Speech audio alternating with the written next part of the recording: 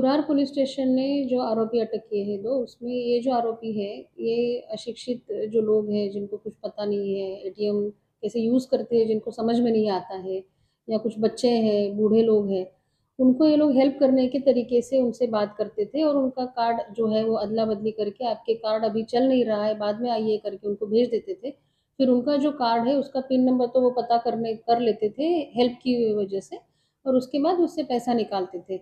ऐसे 117 कार्ड इनके पास पाए गए हैं। इनके ऊपर पहले ही 16 गुना दाखिल है, जिसमें जो है वो कुरार, विरार, तुड़िंज, आचोड़े, पेल्हार इस पुलिस स्टेशन के जो ऑफेंस है इनके ऊपर रजिस्टर हो चुके हैं।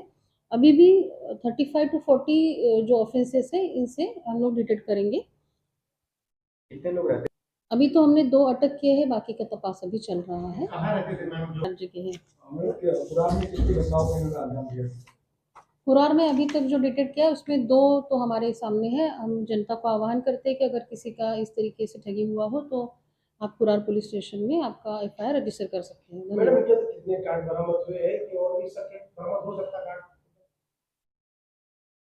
कितने कार्ड आप लोगों ने दिया है इससे पहले भी कुछ इस तरह के मामले? हाँ, आरोपियों को बैकग्राउंड में वो मोल मजदूरी का काम करते हैं, नाला सुपारा में रहते हैं, और इसके पहले भी उन्होंने 16 गुना इसी टाइप का किया हुआ है।